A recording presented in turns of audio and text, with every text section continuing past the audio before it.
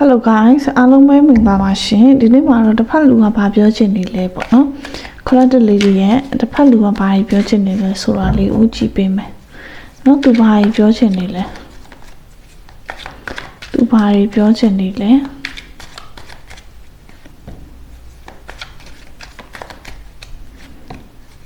သူဘာပြောချင်နေလဲ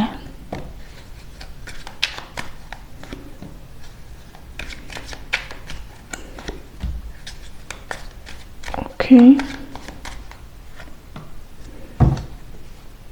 Chia. What do you want then? No, me ba lo chen ni da le, no. Tu lo chen ni da ro me si ane chen ni po lo chen ne. What do you want? I need more time. တချို့တွေပြောကြရင်နော်တရားကိုပြောချင်တဲ့စကားတွေဖြစ်နေတယ်တဲ့အဲ့လိုလည်းဖြစ်တတ်ပါတယ်နော်ကိုပြောချင်တဲ့စကားတွေဖြစ်တတ်တယ်ငါပို့ပြီးတော့မှမင်းနဲ့တွေ့ဖို့ချိန်နေပို့ပြီးတော့လိုအပ်နေတယ်တဲ့နော်တူတူချိန်ဖြုံးဖို့ရမှာတူတူဖြုံးဖို့ရချိန်နေပို့ပြီးတော့လိုအပ်နေတယ် be more selfish နော်ပို့ပြီးတော့မှအတားကြည့်ပါအောင်တဲ့ပို့ပြီးတော့တကူကောင်းဆန်ပါအောင်တဲ့ဒီထက်ရွှေပြောရလားမသိlisten to your heart နော်မင်းလုံးသားပြောတဲ့စကားကိုနားထောင်ပါတဲ့ I'm sorry တဲ့နော်ငါတောင်းပန်ပါတယ်တဲ့နော်ငါစိတ်မကောင်းပါဘူးတဲ့နော်you make me want to bad thing နော်မင်းကငါ့ကိုမကောင်းမှုတွေလုပ်ဖို့ရအောင်တိုက်တွန်းနေတဲ့မကောင်းမှုတွေလုပ်ဖို့ကိုသိရမလားမင်းကငါ့ကိုလုပ်နေရပေါ့နော်မကောင်းတာတွေလုပ်ဖို့ပြောမှဆိုလို့ရှိရင်တော့မင်းကြောင့်ငါမကောင်းတာတွေလုပ်ဖို့ဖြစ်နေရပေါ့နော်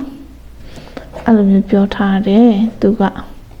listen to your heart ဆိုရှင်ကြတော့ကိုယ့်ရဲ့နှလုံးသားပြောတဲ့စကားကိုနားထောင်ပါတဲ့နော်မင်းရဲ့နှလုံးသားပြောတဲ့စကားကိုမင်းနားထောင်ပါတဲ့အဲ့လိုမျိုးပြောထားတယ်ကဲနောက်ထပ်သူဘာတွေပြောချင်နေလဲနောက်ထပ်သူဘာတွေပြောချင်နေလဲရပြီကဲလေးတွေဟိုဒါနိုင်လိုက်တယ်ပြောရင်ဆိုရင်လည်းပဲเนาะ I've never loved anyone the way I love you ရယ်เนาะ that the way I love you အခုလိုမျိုးတစ်ခါမှမချစ်ဘူးပေါ့เนาะအခုလိုချစ်တဲ့ပုံစံမျိုးနဲ့ဘယ်သူ့မှမချစ်ဘူးတစ်ခါမှမချစ်ဘူးတဲ့I miss our conversation and sound of your voice เนาะငါမင်းရဲ့စကားသံနေငါတို့နေရာတူတူပြောခဲ့ကြတဲ့အပြန်အလှန်ပြောခဲ့ကြတဲ့ conversation တွေနဲ့ငါတို့မင်းရဲ့အတန်လေးကိုငါလွှမ်းနေတယ် conversation တွေဆိုတာတော့ messenger တို့ viber ပေါ့เนาะဒီလိုပဲအဲ့ဒီမှာအပြန်အလှန်ပြောခဲ့ကြတဲ့စကားလေးတွေကိုเนาะချက်ခဲ့ကြတာတွေကိုတတိယတလို့မျိုးမင်းနဲ့အတူတူဖုန်းပြောခဲ့တဲ့မင်းရဲ့စကားတန်လေးတွေကိုလည်းလွှမ်းနေတယ်တဲ့နော် I hate you လည်းငါမင်းကိုမုန်းတယ်တဲ့ဘာကြောင့်မုန်းလဲတော့ quality လေးတွေသိမှာပေါ့နော်please give me some space နော်ငါ့ကို space လေးတစ်ခုပေးပါအောင်တဲ့အေးစစ်စစ်သူနေချင်တယ်ပေါ့နော်သူတိတ်မနှောက်ရှက်နဲ့ space လေးတစ်ခုပေးပါအောင်သူနည်းနည်းစဉ်းစားချိန်လေးပေးပါအောင်ပေါ့နော်နောက်တစ်ခါကျတော့ငါခုချိန်ဒီမင်းကြောင့်စဉ်းစားနေတော့မယ်တဲ့နော်နောက်တစ်ခုကကြတော့ငါထင်တယ်တဲ့မင်းကငါမရှိရင်ပို့ပြီးတော့မှအဆင်ပြေလိမ့်မယ်လို့ငါထင်တယ်တဲ့နော်ငါ့ကိုလက်ထပ်ပါတဲ့နောက်တစ်ခုကကြတော့ငါဒီ relationship နဲ့ပတ်သက်ပြီးတော့မှအရန်ကိုစဝေးစွာမသိမချာဖြစ်နေရပေါ့နော်ရှုပ်ထွေးနေတယ်အတွေးတွေပေါ့နော်အတွေးတွေနဲ့ရှုပ်ထွေးပြီးတဲ့အချိန်ကျတော့ဒီ relationship နဲ့ပတ်သက်ပြီးတော့မှလည်းတိတိကျကျမစဉ်းစားနိုင်ဘူးရှုပ်ထွေးနေတယ်ပေါ့နော်ငါတခြားလူတယောက်ကိုတွေ့နေတယ်တဲ့နော်သူတခြားလူတယောက်နဲ့ဒိတ်ကြည့်နေရမျိုးလည်းဖြစ်နိုင်တယ်နော်ငါတခြားလူတယောက်ကိုတွေ့နေတယ်တဲ့နော်ငါရဲ့ဘဝမှာဖြစ်သွားတာတွေကမှအများကြီးပဲတဲ့နော်မနေ့ကမင်းကိုတဲ့မနေ့ကမင်းပြန်လာရလို့အိမ်မက်တယ်တဲ့ Oh my god မနေ့ကမင်းပြန်လာရလို့အိမ်မက်တယ်ဆိုတာပြက်နေတဲ့လူတွေပေါ့နော်ပြက်နေတဲ့လူတွေအတွက်ဆိုလို့ရှိရင် तू ကမနေ့ကမင်းပြန်လာတယ်ဆိုပြီးအိမ်မက်တယ်တဲ့နောက်တစ်ခုကကြတော့ မင်းမရှိဘဲနဲ့နေနိုင်တယ်ဆိုပြီးတော့မှငါဆက်ပြီးတော့မှဟမ်ဆောင်နိုင်တော့ဘူးတဲ့နော်ပြောမှဆိုလို့ရှိရင်မင်းမရှိဘဲနေနိုင်တယ်ဆိုပုံစံမျိုးနဲ့သူဟန်ဆောင်ပြီးတော့မှပြောပြတာတို့ဘာလို့ပေါ့နော်အဲ့လိုမျိုးလုံနေတယ်ဒါပေမဲ့ဆက်ပြီးတော့မှဟမ်မဆောင်နိုင်တော့ဘူးတဲ့နော်အဲ့လိုမျိုးလေးသူပြောထားပါတယ်နောက်ထပ်ပြီးကြည့်အောင်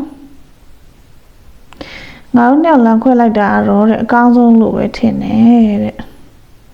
သူ့ရဲ့စိတ်မှာဟိုဘက်ဒီဘက်လွန်ဆွဲနေရပါတော့ချစ်တကယ်လဲလက်ထပ်ချင်နေတိုင်းပဲကိုယ်ပေါ်မုန်းလဲမုန်းတယ်သူမရှိဘဲနဲ့လည်း color လေးတွေကနေနိုင်သွားပြီလို့သူထင်နေတယ်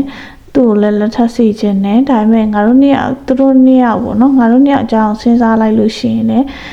ငါစိတ်ထဲမှာရှုပ်ထွေးသွားတယ်ပေါ့နော်အဲ့လိုမျိုးပေါ့အမနေရမေးပြလာလို့အိမ်မက်တယ်ဆိုတော့ပြန်လာစီခြင်းနေတဲ့သဘောလည်းရှိရပေါ့နော်နောက်တစ်ခါလမ်းခွဲလိုက်တာလည်းပို့ပြီးတော့ကောင်းမယ်လို့လည်းထင်နေတယ်ဆိုတော့ပြောမှဆိုလို့ရှိရင်ပြန်ဆက်ရမလားမေးပြရမလားပေါ့နော်အဲ့လိုမျိုးရှုပ်ထွေးနေရဆက်လို့စောက်လဲစူးစားလဲယူပေါ့နော်ပြည့်ရင်လည်းမနေနိုင်ဆက်သွားလို့အဆင်ပြေလားဆိုတော့ချိန်ကြလည်းမပြေဘူးပေါ့နော်အဲ့လိုမျိုးလူတွေကငါ့အောင်မယုံကြည်ကြဘူးတဲ့အဲ့တော့ထားရကြည့်မယ်နော်ထားရကြည့်မယ်သူဘာပြောချင်နေလဲ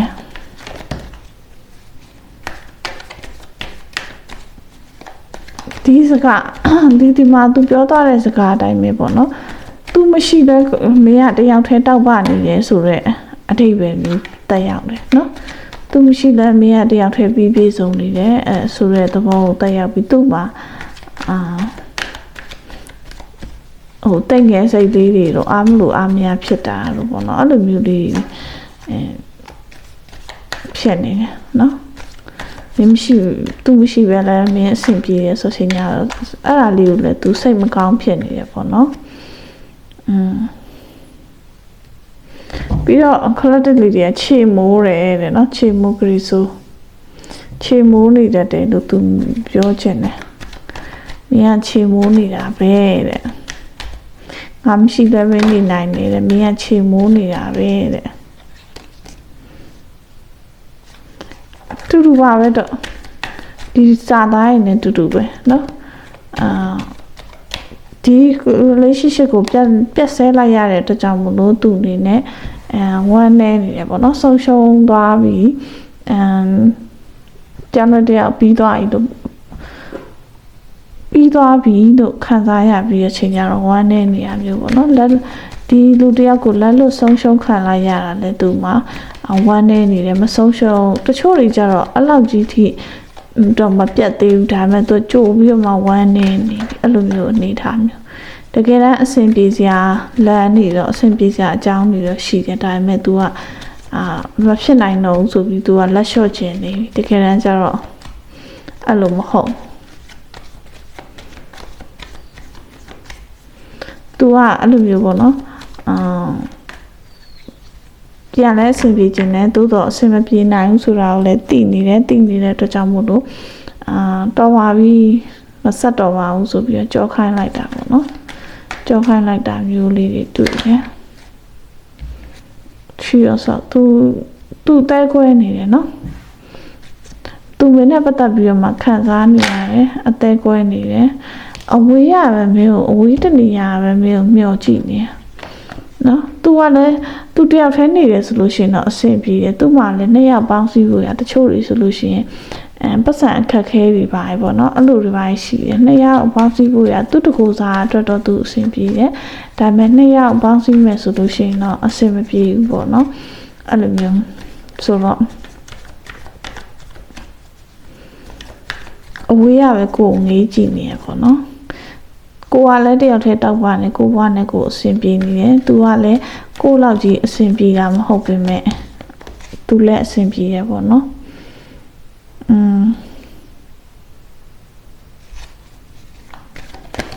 ဘာမဟုတ်တာလေးနဲ့အဆင်မပြေကြတာပေါ့နော်နောက်ပြီးတော့ဘေးပတ်ဝန်းကျင်ပေါ့နော်တကယ်ချင်းနေဘေးပတ်ဝန်းကျင်နဲ့ အတိုက်ခိုက်လေးရှိတာပေါ့နော်ဒါလေးပဲယူလိုက်ပါမယ်နှစ်ကပ်နှစ်ယောက်သားပြပဝင်ချင်းအတိုက်ခိုက်လေးနဲ့ရှိတယ်တဲ့တယောက်နဲ့တယောက်အနိုင်လိုချင်စိတ်တွေလည်းများတဲ့သဘောရှိရဲ့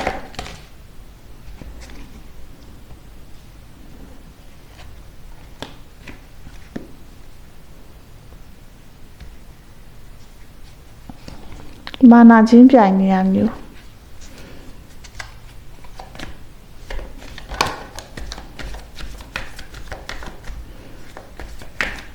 တယောက်နဲ့တယောက်မာနာချင်းပြိုင်နေရမျိုးတွေတွေ့တယ်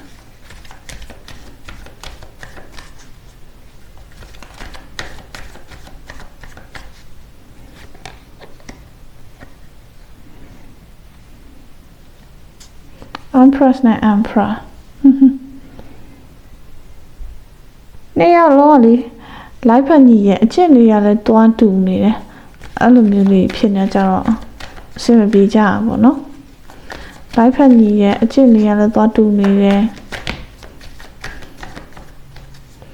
အရင်တုံလို့အားချင်းလည်းမကောင်းဘူးပေါ့မတူတာလေးတွေမှပို့ပြီးတော့စင်ပြေနေပေါ့နော်တချို့တွေကြောက်တယ်ကြည့်မနော်ဒီအစောသူပြောတဲ့စကားအတိုင်းပဲနော်သူပြန်လာရင်ကောင်းမလားပေါ့နော်ပြန်လဲလာခြင်းနဲ့အဲ့လိုမျိုးပြန်လဲမလာခြင်းတော့ဘူးပေါ့နော်အဲ့လိုမျိုးဒီစဉ်းစားတွေ့ဝင်နေတယ်သူတစ်ချိန်တစ်ခါတော့သူပြန်လာအောင်မယ်သူပြန်လာပြီးတော့ဘာဆက်ဖြစ်မလဲကြည့်ကြမယ်တစ်ချိန်တစ်ခါတော့သူလာမှသိကြပါ့ပဲတစ်ချိန်တစ်ခါတော့ပြန်လာအောင်မယ်ပြန်လာပြီးတော့အဆင်ပြေမလားလို့တော့ညှိအောင်ပဲပေါ့နော်သူ့ရဲ့မာနတွေခဏထားပြီးတော့မှပြန်လာပြီးတော့ညှိအောင်မယ်တဲ့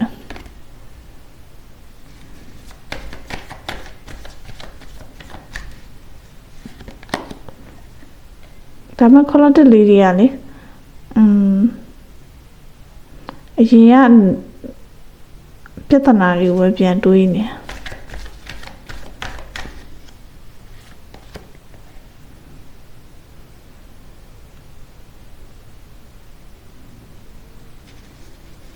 သူနဲ့နေရင်လည်းစိတ်ချင်းကြက်ရတာတွေတဲ့နော်သူနဲ့ရန်ဖြစ်လို့စကားများလို့ညဘက်အိမ်မပြောရတာတွေလို့အဲ့ဒါတွေနဲ့ပတ်သက်ပြီးတော့မှကိုကကြောက်နေပြီပေါ့နော်အဲ့ဒီတော့ကြောင့်မလို့ပြန်ပြီးတော့မှမဆက်ချင်တော့ဘူးပေါ့နော်အနေထားအဲ့လိုဖြစ်နေ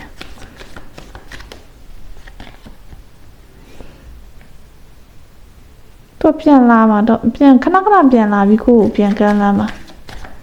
ဘာလို့လက်မခံချင်တာလဲခလတ်တလေးကြီးကျွန်မပြောသလိုပဲပြန်လာပြီးတော့ပြန်ပြီးတော့မှ